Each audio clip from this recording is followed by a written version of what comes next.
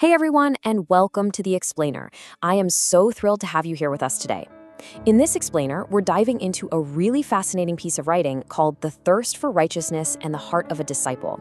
It's this incredible text that takes a concept we all know so well, thirst, and completely flips it on its head to explore the real depths of spiritual desire. We're going to be looking at some seriously profound ideas about human ambition, the actual cost of faith, and why so many people feel completely empty inside, even when they have a religion. So let's just dive right into this. हम असल में किस चीज़ के भूखे हैं? Translated, that asks a really profound question. What are we truly hungry for? I want you to just stop and reflect on your own daily pursuits for a second. When you wake up in the morning, what is actually driving you? We're challenged right out of the gate here to examine the absolute core of our ambitions. Are we chasing what genuinely matters? Or are we just stuck on the world's treadmill, constantly running after things that just leave us feeling totally empty by the time our head hits the pillow? All right, section 1. Dunya ki bhook banam dharmikta, world's hunger versus righteousness. So the entire foundation for this idea comes from a very famous verse in the Gospel of Matthew. Blessed are those who hunger and thirst for righteousness, for they shall be filled. Now, this isn't just some polite suggestion or a nice little quote to slap on a greeting card. It actually sets the ultimate standard for the spiritual life. Notice how it zeroes in on those two specific words, hunger and thirst. It's not a casual preference, right? It's not like saying, oh, a little righteousness would be nice to have. No, it's a desperate, undeniable need that literally drives every single decision you make. Because we're looking at a massive contrast here. On one side, we have worldly thirst. This is people hungering for money, ultra-comfortable lives, sprawling houses, elevated status, the next big promotion, looking good, you get the idea. And let's be real, this is exactly what the vast majority of people, even a lot of folks who enthusiastically call themselves believers, are actually chasing day in and day out. But then on the flip side, we see true spiritual thirst. That means deeply desiring a godly life, actively fighting to overcome sin, and fully embracing the incredibly tough standards of the Sermon on the Mount. And honestly, finding someone who genuinely thirsts for that kind of rigorous spiritual reality is just incredibly rare. Moving on to section 2, Sacha Chela Kaun Hai? Who is a true disciple? Look, there is a literal world of difference between just wanting a free ticket to heaven and actually being a true disciple. Anyone who merely wants the destination of heaven but completely ignores the actual everyday commands of Jesus, they fall totally short of this calling. A true disciple, on the other hand, deeply desires to learn and to obey.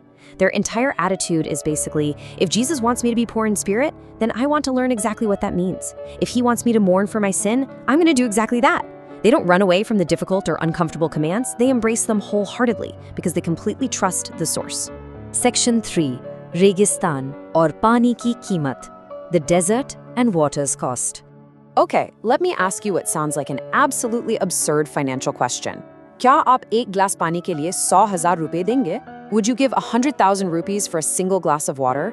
Just think about that for a second. Let it really sink in. I mean, 100,000 rupees?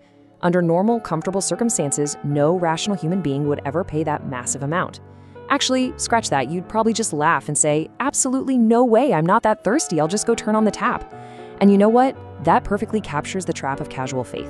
When we're comfortable, when life is just kind of cruising along smoothly, we put a shockingly low price tag on spiritual things. We just aren't willing to pay much in terms of our time, our energy, or our commitment for righteousness, because frankly, we just don't feel like we need it that badly. But here is the twist. Context is everything. Imagine you've been wandering completely lost in an isolated desert for 7 straight days. Your body is totally dried up, your mouth is parched, and you are literally, physically dying of thirst. Suddenly, the context changes the value completely, doesn't it? Out there in that desert, you wouldn't even hesitate for a split second. You would gladly hand over 100,000 rupees. Well, honestly, you'd hand over everything you own just for that one single glass. That level of sheer, unadulterated desperation, that is the exact kind of hunger and thirst Jesus is talking about when it comes to righteousness. It's wanting it at absolutely any cost. Which brings us to section 4. Ubao Masihi Jivan Ka Sach, the truth of a bored Christian life. You see, most people sitting in a church today genuinely want to be holy, but only if their conditions are met. They want righteousness right up until it disrupts their personal plans, or ruins their long-term career ambitions, or stops them from marrying the specific person they want to marry. Think about it. If your very first question about righteousness is, okay, but what is this going to cost me? Then you just aren't truly thirsty. A dying person in the desert never ever haggles over the price of water. They just drink. And that leads us to a highly challenging question. अधिकांश मसीही अपने जीवन से ऊब क्यों चुके हैं? Why are most believers so bored with their lives? Drawing on decades of personal experience and just looking around globally, it's pretty obvious that very few believers can honestly say they wake up excited about their spiritual journey every single day. Sure, they might have been incredibly fired up on the exact day they first converted, but look at them now. They've magically got no time to read their sacred texts, they have zero genuine interest in deeper spiritual matters. I mean, yes, they might keep up with the empty rituals, they still go to church, maybe do some charity, basically just going through the motions so other people think highly of them. But there is absolutely zero inner excitement to actually follow in the footsteps of Jesus.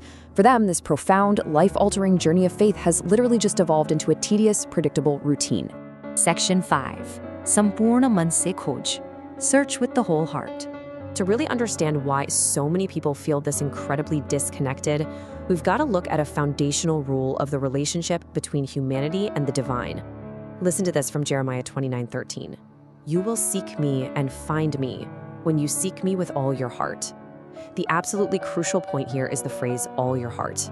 It is a hard requirement. It's not open for negotiation. It means all. So just picture your own heart for a moment. The main reason so many people have such a completely unfulfilled spiritual life is simply because they're searching with a divided heart. Maybe you feel like you're doing great because you're giving 75%, a solid 3/4 of your heart, to your faith. But you're carefully, quietly withholding that last 25% for the world. You're out there seeking worldly things, success, comfort, status, with 100% effort, but you're only seeking the divine with partial effort. And partial effort pretty much guarantees that you are going to miss out on knowing the divine completely. Because when you only use a fraction of your heart, you honestly just end up with a religion. You get the strict rules, the tired rituals, the empty title of being a believer, and that's it. But when you seek with your entire heart, exactly like that dying man in the desert desperately seeking water, that empty religion completely transforms. You discover a personal friend, you find a deeply satisfying and consistently thrilling life that actually makes you genuinely grateful every single day. So, to wrap up this explainer, I want to leave you with one ultimate, provocative question.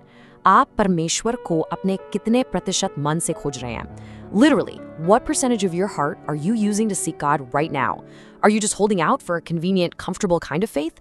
Or are you finally ready to thirst like you're dying in the desert? It's a huge question to carry with you today. Thank you so much for joining me for this explainer, and keep seeking the answers. See you next time.